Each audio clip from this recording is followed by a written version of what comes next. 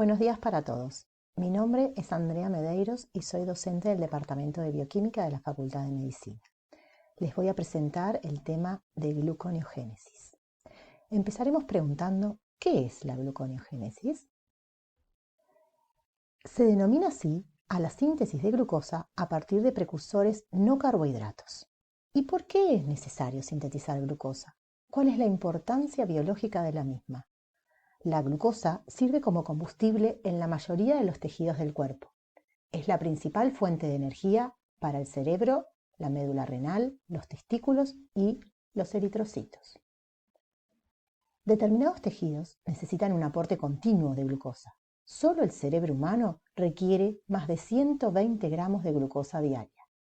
Los requerimientos diarios de glucosa en todo el organismo son de 160 gramos por día, y las reservas son solo suficientes para cubrir la glucosa necesaria para un día. Después de una comida, la glucosa es la fuente de azúcar en sangre, siendo oxidada por el hígado mediante glucólisis, donde se convierte en piruvato, y el exceso es guardado como glucógeno mediante la glucogenogénesis. Durante el ayuno, el hígado libera glucosa a la sangre de forma que los tejidos dependientes de glucosa no sufran por pérdida de energía.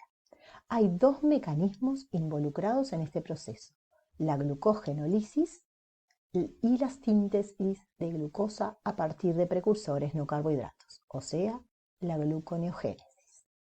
Los niveles de glucosa en sangre también tienen que ser mantenidos durante el ejercicio, y las células musculares toman glucosa de la sangre para oxidarla y proveer de energía.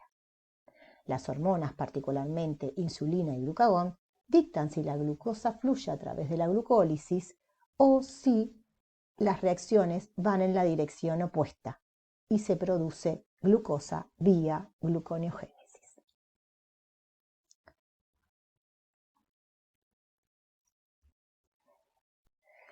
¿Y dónde ocurre la gluconeogénesis? La gluconeogénesis ocurre en el hígado, en un 90%, en ayuno, y en mayor extensión en los riñones. Esta en condiciones de mayor ayuno. La mayoría de la glucosa producida en la corteza renal es usada por la médula renal, pero una parte entra a la circulación sanguínea. Resumiendo, la gluconeogénesis es el proceso por el cual la glucosa es sintetizada a partir de precursores no carbohidratos y ocurre principalmente en el hígado en condiciones de ayuno.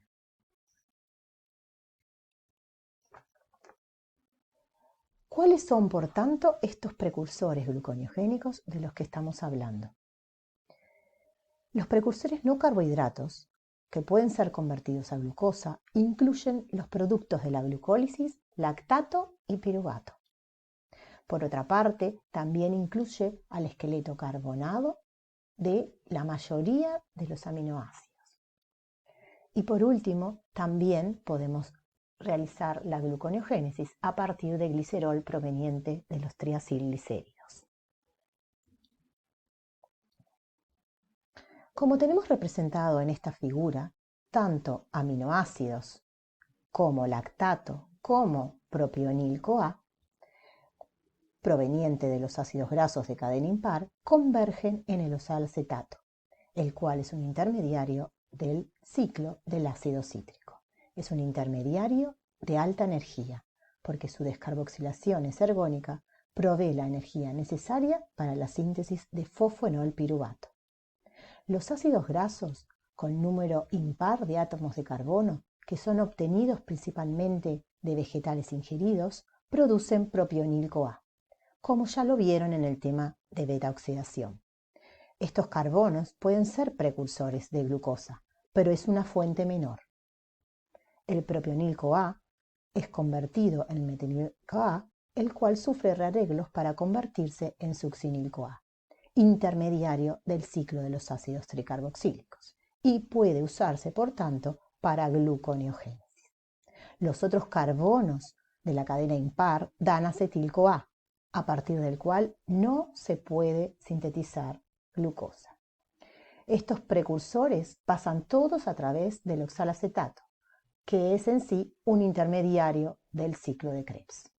El glicerol, como vemos, pasa directamente a un punto de la vía más avanzado, que es su transformación en dihidroxiacetona fosfato. El piruvato se produce en el hígado a partir de precursores gluconeogénicos, como el lactato y la alanina. Las reacciones involucradas en el pasaje de piruvato a oxalacetato las vamos a ver con detenimiento después que veamos todos los precursores. Otro precursor que nombramos fue el lactato.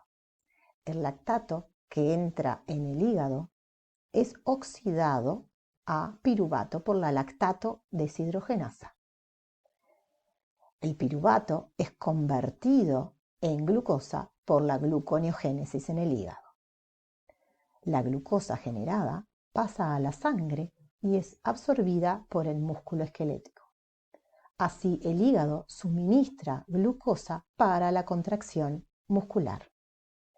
El músculo, el cual obtiene ATP al convertir la glucosa en lactato, y ese lactato producido pasa a sangre y vuelve al hígado.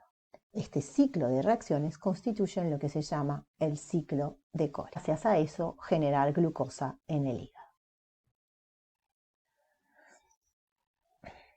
En cuanto a los aminoácidos como precursores, vienen principalmente del pool de aminoácidos en el músculo, donde pueden ser obtenidos a partir de la degradación de proteínas.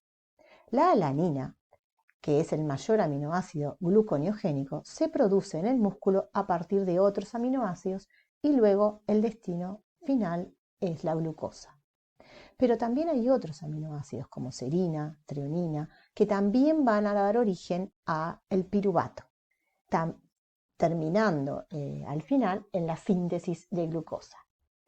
Algunos aminoácidos forman intermediarios del ciclo de Krebs, como son todos estos que tenemos aquí, los cuales a su vez pueden también generar glucosa.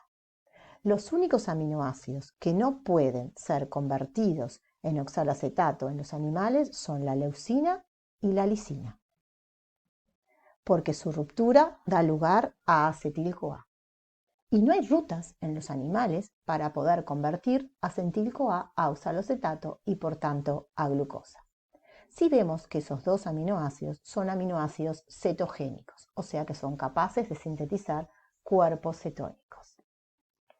La alanina, como el lactato, es un precursor importante de la glucosa en el músculo. Se forma del piruvato por transaminación. La alanina, como el lactato, es un precursor importante de la glucosa en el músculo. La alanina se forma a partir del piruvato por transaminación en una reacción catalizada por la alanina aminotransferasa. La reacción inversa tiene lugar en el hígado. A este ciclo de reacciones le llamamos ciclo de la alanina. Como vemos acá, estas reacciones de transaminación no solo pueden darse para la alanina formando piruvato, sino para otro aminoácido con alfa-cetoglutarato para dar el alfa-cetoácido correspondiente. La alanina producida en el músculo es capaz de generar glucosa en el hígado.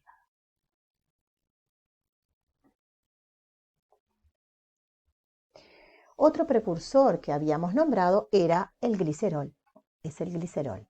El glicerol se produce liberándose de las reservas adiposas de triacilglicéridos, dando ácidos grasos y glicerol, catalizado por la lipasa.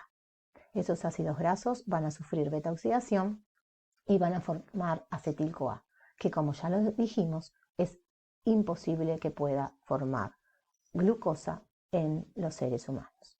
No es precursor de la glucosa. Este glicerol es luego transformado en dihidroxiacetona fosfato y entrando en la vía gluconeogénica para la síntesis de glucosa. Por otro lado, como vemos acá, el glicerol también es capaz de, transformándose en dihidroxiacetona-fosfato, generar NADH.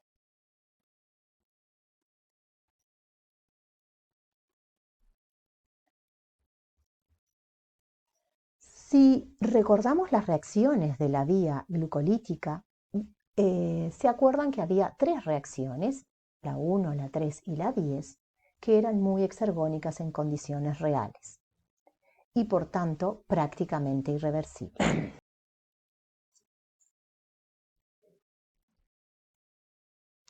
La mayoría de las reacciones de la gluconeogénesis son reacciones inversas de la glucólisis. Sin embargo, las enzimas de la glucólisis exoquinasa, fosfofructoquinasa y piruvatoquinasa catalizan reacciones con cambio de energía libre muy negativo y deben ser reemplazadas en la gluconeogénesis por reacciones que hagan la síntesis de glucosa termodinámicamente favorable.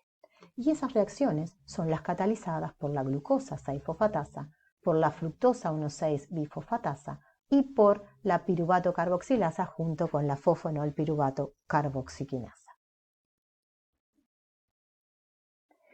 Como vemos en este esquema de acá, ¿sí?, no solo hay cambios en el rodeo, sino hay cambios en la ubicación de las reacciones. En la glicólisis todas las reacciones eran citosólicas. En el caso de la gluconeogénesis tenemos algunas que son citosólicas, pero en otros casos tenemos enzimas, por ejemplo la glucosa 6-fosfatasa, que está unida al retículo endoplásmico. Y por otro lado, tenemos a la piruvato carboxilasa, que es una enzima mitocondrial. Y también podemos tener otras enzimas que estén en la mitocondria, como la fosfonol piruvato carboxiquinasa, que puede ser mitocondrial o citosólica. Entonces, dijimos que básicamente la mayoría de las reacciones son las inversas de la glucólisis, pero hay 3 casos, 3 rodeos en los cuales, porque la reacción glicolítica es muy exergónica, debemos cambiar la reacción y no ser exactamente la inversa. Una de ellas es la conversión de piruvato en fosfonolpiruvato. En la glicólisis, el fosfonolpiruvato se convierte en piruvato catalizado por la piruvatoquinasa. En la gluconeogénesis, como vemos, van a transformarse el piruvato en fosfonolpiruvato por la acción de 2 enzimas, la fosfonolpiruvato carboxiquinasa y la piruvato carboxilasa. Viéndola a más detalle, tenemos que en la mitocondria el piruvato se va a carboxilar por medio del bicarbonato generado a partir del CO2 usando ATP y se va a convertir en oxalacetato, liberando fosfato inorgánico. Y esta reacción está catalizada por la piruvato carboxilasa que usa biotina. La reacción del oxalacetato para generar fosfonolpiruvato puede ser citosólica o mitocondrial y está catalizada por la fosfonolpiruvato carboxiquinasa. Por otro lado, esta reacción usa GTP.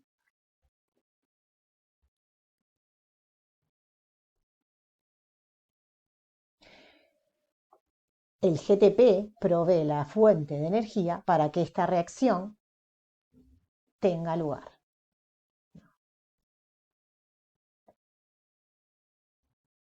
El GTP provee la fuente de energía para esta reacción, así como el grupo fosfato para el fosfonolpiruvato. La piruvato carboxilasa se encuentra, como dijimos, en la mitocondria y la fosfonolpiruvato carboxilasa puede ser citosólica o mitocondrial. La gluconeogénesis necesita NADH en el citosol.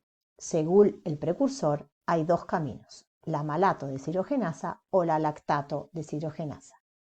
Podemos observar que el oxalacetato generado a partir del piruvato en la reacción catalizada por la piruvato carboxilasa o a partir de aminoácidos que forman intermediarios de ciclos de Krebs no puede atravesar la membrana mitocondrial. Si el oxalacetato se transporta a través de la membrana mitocondrial como malato o como aspartato, depende de las necesidades de equivalentes de reducción en el citosol. En el citosol nosotros necesitamos tener NADH para reducir el 1,3-bifosfoglicerato a gliceraldehído 3-fosfato durante la gluconeogénesis. Por tanto, el oxalacetato es descarboxilado a fosfonolpiruvato. Esto puede ocurrir en la mitocondria o para que el malato o aspartato atraviese la membrana mitocondrial, se vale de la lanzadera malato-aspartato.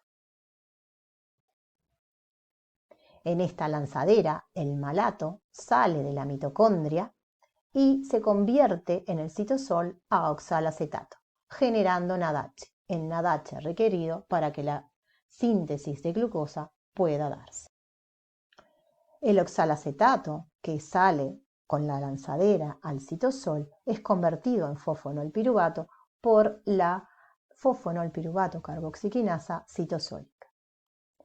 Si el precursor de glucosa es el lactato, el transporte de malato está inhibido. Eso porque ya se genera NADH en el citosol cuando el lactato se transforma en piruvato en reacción catalizada por la lactato deshidrogenasa.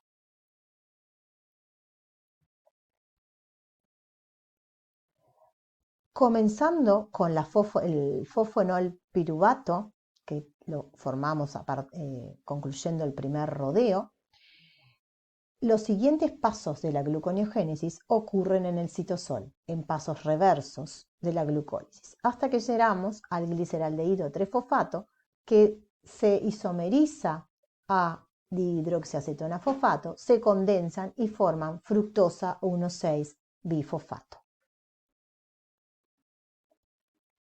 Por tanto, el segundo rodeo es la conversión de la fructosa 1,6-bifosfato en fructosa 6-fosfato. La enzima fructosa 1,6-bifosfatasa libera fosfato inorgánico de la fructosa 1,6-bifosfato, convirtiéndola en fructosa 6-fosfato. No es la reacción inversa de la catalizada por la fosfofructoquinasa 1. El ATP no se produce cuando se remueve el fosfato de la posición 1 de la fructosa 1,6-bifosfato, porque es un enlace fosfato de baja energía. En la siguiente reacción de la gluconeogénesis, la fructosa 6-fosfato se convierte a glucosa 6-fosfato por la misma isomerasa usada en la glicólisis, la fosfoglucoisomerasa. Y llegamos al tercer rodeo, que es la conversión de glucosa 6-fosfato en glucosa. La glucosa 6-fosfatasa hidroliza el fosfato, liberando fosfato inorgánico desde la glucosa 6-fosfato, dando glucosa que puede ser liberada a la sangre. Como en el caso de la fructosa 1,6-bifosfatasa, no es la reacción inversa, en este caso, a la hexoquinasa. No se genera ATP. El enlace fosfato en la glucosa 6-fosfato es un enlace de baja energía. La glucosa 6-fosfatasa, que es la enzima que cataliza esta reacción, está localizada, como ya lo mencionamos anteriormente, asociada al retículo endoplásmico. Esta enzima no solo se usa en la gluconeogénesis, sino que también puede producir glucosa sanguínea por ruptura del glucógeno. Vamos a ver ahora entonces el balance de la gluconeogénesis. Además de ocurrir en ayuno, la gluconeogénesis también es estimulada en el ejercicio prolongado, por una dieta rica en proteínas y bajo condiciones de estrés. Acá en la tabla tenemos reacciones que son realizadas por 2 y otras que son realizadas por 1. Durante las reacciones gluconeogénicas se rompe 6 enlaces fosfato de alta energía. Se necesitan 2 piruvatos para la síntesis de 1 mol de glucosa. Como 2 moles de piruvato son carboxilados para formar oxalacetato, se requieren también 2 ATP. Ese oxalacetato, luego para formar fosfonolpiruvato, necesita 2 GTP. estos dos GTPs que vemos acá. Por otro lado, en la reacción catalizada para la formación de 1,3-bifosfoglicerato se usan otros 2 ATP. Por último, se requiere también energía en forma de equivalentes de reducción, como vemos acá. Y esos equivalentes se usan en la reacción de 1,3-bifosfoglicerato para dar gliceraldehído 3-fosfato.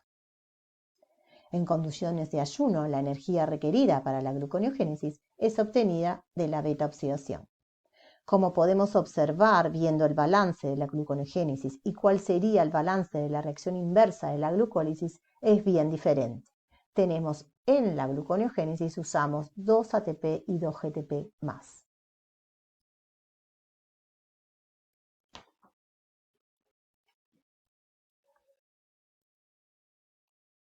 ¿Cómo se regula la gluconeogénesis? Además de ocurrir en el ayuno, la gluconeogénesis también es estimulada en el ejercicio prolongado, por una dieta rica en proteínas y bajo condiciones de estrés. Los factores que promueven el flujo de carbonos desde el piruvato a la glucosa incluyen la disponibilidad de sustrato y cambios en la actividad o cantidad de ciertas enzimas claves de la glicólisis y la gluconeogénesis. La gluconeogénesis es estimulada por el flujo de los sustratos desde los tejidos periféricos al hígado. El glicerol es liberado desde el tejido adiposo cuando los niveles de insulina son bajos o los niveles de glucagón u otras hormonas gluconeogénicas aumentan en sangre. El lactato es producido por el músculo durante el ejercicio y por los eritrocitos. Por otro lado, los aminoácidos son liberados desde el músculo si el nivel de insulina es bajo o cuando el cortisol es elevado. También se usan aminoácidos para gluconeogénesis cuando la ingesta de proteínas es alta y la de carbohidratos es baja. La velocidad de glicólisis es controlada por la concentración de glucosa. La velocidad de la gluconeogénesis es controlada, por tanto, por la concentración de lactato y otros precursores.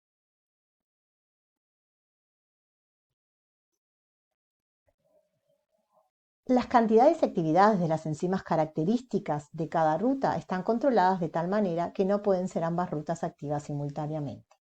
Tenemos que las 3 vías de rodeo de la glicólisis están reguladas por la piruvato carboxilasa, la fructosa 1,6-bifosfatasa y la glucosa 6-fosfatasa. Piruvato a piruvato, la reacción de piruvato a fosfoenol piruvato, vemos que el piruvato es un sustrato clave para la gluconeogénesis. Como ya mencionamos, deriva del lactato o también de aminoácidos, particularmente la alanina. El piruvato no se va a convertir a acetil-CoA en las condiciones que favorecen la gluconeogénesis, porque la piruvato deshidrogenasa va a estar inhibida. Por tanto, el piruvato se va a convertir a oxalacetato por la piruvato carboxilasa. Y a continuación, este oxalacetato se va a convertir en PEP, luego fructosa por una serie de reacciones a fructosa 1,6-bifosfato para finalmente terminar en glucosa mediante la gluconeogénesis. Esta piruvato carboxilasa está activada cuando aumenta el acetil-CoA. Así como nosotros vimos que el aumento de acetil-CoA inhibía el complejo piruvato deshidrogenasa, va a activar a la piruvato carboxilasa. No solo el acetil-CoA va a activar a la piruvato carboxilasa, sino también va a tener una regulación negativa por el ADP. La piruvato carboxilasa y la fosfoenol piruvato carboxiquinasa van a estar ambas inhibidas por ADP. En resumen, la carga energética alta o niveles de precursores de glucosa altos hacen que disminuya la glucólisis y aumente la gluconeogénesis. En cuanto a la regulación de la fructosa 1,6-bifosfatasa, tenemos que una modulación muy importante de la misma viene dada por la fructosa 2,6-bifosfato. Como habíamos visto para la fosfofructoquinasa, este modulador era un activador de la enzima. En este caso, para la fructosa 1,6-bifosfatasa, la fructosa 2,6-bifosfato es un inhibidor al igual que la AMP. La fructosa 2,6-bifosfato es el principal regulador de la fosfofructoquinasa 1 y de la fructosa 1,6-bifosfatasa. Como vemos acá y como ya lo vimos en glucólisis, ambas enzimas, la fructosa bifosfatasa 2 y la fosfofructoquinasa 2, están en el mismo grupo de enzimas. Las dos actividades enzimáticas forman parte de una enzima bifuncional y están controladas por fosforilación y desfosforilación. Cuando disminuye la fructosa 2,6-bifosfato, estimula la gluconeogénesis, cuando aumenta, estimula la glucólisis. A la vez, también tenemos regulador de esta enzima al glucagón. Cuando disminuye la glucosa, se libera glucagón, se libera AMP cíclico, se activa la quinasa dependiente de AMP cíclico y se fosforila la fosfofructoquinasa 2 y de esa forma se inactiva. Por último, vamos a ver los ciclos fútiles o de sustrato. En este caso, la fructosa 6-fosfato pasando a fructosa 1,6-bifosfato. Vemos que si la reacción se da hacia un lado y hacia el otro, lo único que pasaría sería un gasto de ATP. Por tanto, no se producen fisiológicamente gracias a la regulación conjunta de ambas vías, la glucolítica y la gluconeogénesis. Sobre la gluconeogénesis de la ingesta de alcohol, podemos observar que a partir del etanol se forma acetaldehído por la alcohol deshidrogenasa. En esta reacción se genera NADH. Si ingerir demasiado alcohol, esta reacción se va a dar muchas veces y entonces la concentración de NADH va a aumentar. Voy a tener un exceso de NADH en el citosol y por tanto se va a inhibir la gluconeogénesis hepática. ¿Por qué? Porque no voy a tener lactato, no voy a tener malato disponible para que entre en gluconeogénesis. Lo que va a pasar es que el piruvato más el NADH generado va a formar lactato dando NAD+. Y el oxalacetato más NADH por la malato deshidrogenasa va a formar malato más NAD+. Se consume piruvato y se consume oxalacetato, que son precursores de la gluconeogénesis y por tanto la gluconeogénesis se inhibe. Y con este último tema de la gluconeogénesis y el alcohol terminamos el teórico de gluconeogénesis. Les agradezco la atención prestada y les comunico que toda la información que está incluida en el teórico proviene de los libros de bioquímica el Marx, Leninger, Matthews y Strayer. Y esa es toda la bibliografía que ustedes pueden también leer para complementar este tema.